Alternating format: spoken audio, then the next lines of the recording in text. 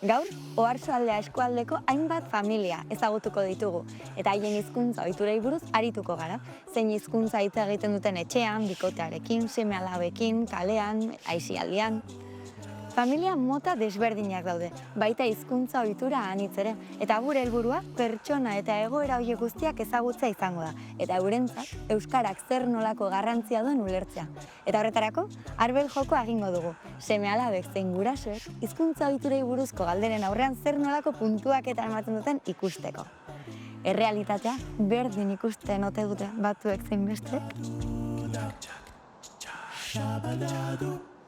Kaixo, eseri naiteke zuekin? Oso erresa izango da. Etxean, ze hizkuntzatan aritzen zarete? Euskera gehiengo batean. Eta zu euskeraz, saiatzen zara? Bai, saiatu naiz. Ikasten ari zara? Bai, orain euskaltegien nago. Dena egiten duzu euskeraz? Bai, normalin den euskaraz. Euskera eta erdera. Zuek agian ere euskainola kualifikatzen duzu. Bai, sartu ditugu horritz batzuk, bai. Etxean normalki euskeraz, baino ama ez dunan ulertzen, erderaz. Umeekin saiatzen naiz euskeraz hitz egiten, baina komplikatzen bada gazteleraz. Ni txikiekin euskaraz egiten dut, eta anakin erderaz inabet. Dena egiten duzu euskeraz? Gehienetan bai. Batzutan euskeraz, batzutan gazteleraz. Euskalduun berri naiz, saiatzen naiz beraiekin dena euskeraz hitz egiten, minio joera dakatianekin gehiago erderaz hitz egitea nahiarekin baino. Eta nolatan ateratzen zaizu ianekin gehiago erderaz egitea? Eta gian berak gazteleraz gehiago hitz egiten duelako euskeraz baino. Nahiak berriz, bere klaseko gehienek euskeraz hitz egiten dute, eta orduan bere joera da autobusetik jaisten danean, ikastoletik etortzen danean, dana euskeraz nirekin. Orduan jani hori hartzen den da, nire lana egin behar detena ere, ianekin. Zuek uste duzu gurasoen artean hitz egiten dutela euskeraz? Eskolako gurasoen artean. Batetik bostera euskeraz zenbat egiten duten? 2 eta 4. Zuek uste duzuenetan gutxiago egiten zutela, naia? Hemen gelditzen direnean dena erderaz egiten dutelako. Eta ze pentsatzen duzu? Gehi euskeraz hitz egin behar dutela. Zergatik uste duzu hori? Beraiek esaten dizuete zuei egiteko euskera? Bai, horregatik. Nabarmena da aldea.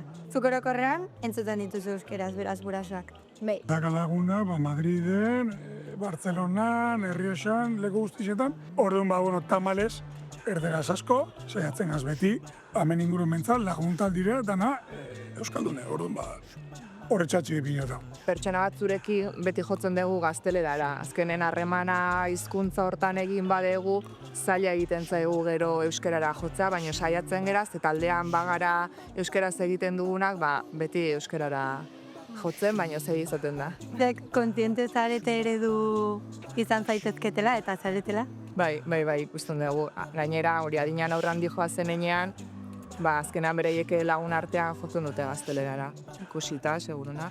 Entrenamendutan ez dugu hitz egiten asko euskeraz. Entrenatzaileak ze hizkuntzatan egiten da? Euskera eta gaztelera. Ni pelotan egia esan da, lezon aite eta lezon euskera askera biltzen da.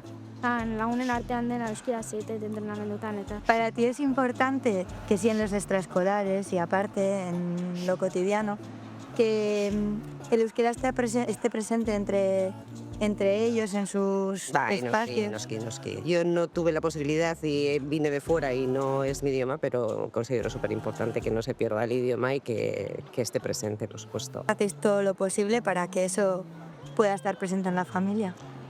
Bizkat gai egin dezakegu, baina bai. Normalean euskeraz, talde euskaldunak, no se, asko dira. Eta erderaz? Entzuten duzuna, inglesez entzuten duzu adibidez?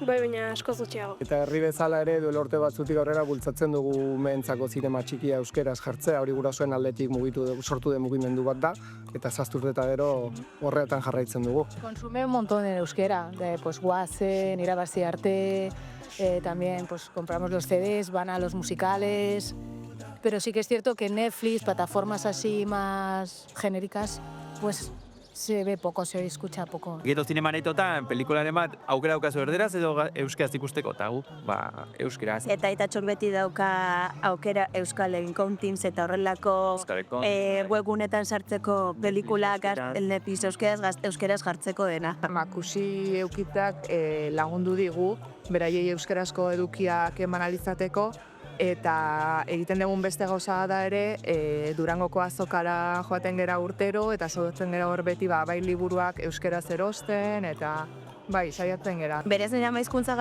gaztelera da, eta egia da, bizitzak eramaten zaitula euskera bitzea, naiz da euskaraz ikasi izan. Orda, ni bai ikuste etela garrantzitsua eta nik egiten dut, nera bezaroari ez batzutan buelta eta esaten joe. Oain arte ez dut erabili eta orain badakak kontzientzia bat Euskal Herrian bizi garela, euskera gure hizkuntza dela eta euskeraz bizi nahi duela. Eta hau da guk gure semei pasako diogun gure ondaretako bat, besteak beste. Bueno, hemengoa naiz, baina ni beti ikastetxean beti egin dut dena erderaz euskeraz izan ezik, eta gero jo nintzen kanpora ikastera eta bueltan, jarraitu nun dena egiten erderaz, eta nire kuadrilaren artean dena erderaz da. Orduan, gero bai pentsatu genuen, ja familia sortzerakoan, ni esfortzu bat egin nuen hemengo euskaltegian eta gero Unairen laguntzarekin, lortu dugu horrela jarraitzea, eta ni pozik nego. Zuek eskertzen diozue gurasoei eta kasu honetan amatxori ikasi izana? Bai. Bai, pila bat. Niskak, ze ondo, eskerrik asko urteagatik esierten. Mila esker. Ondo izan. Aio. Agur.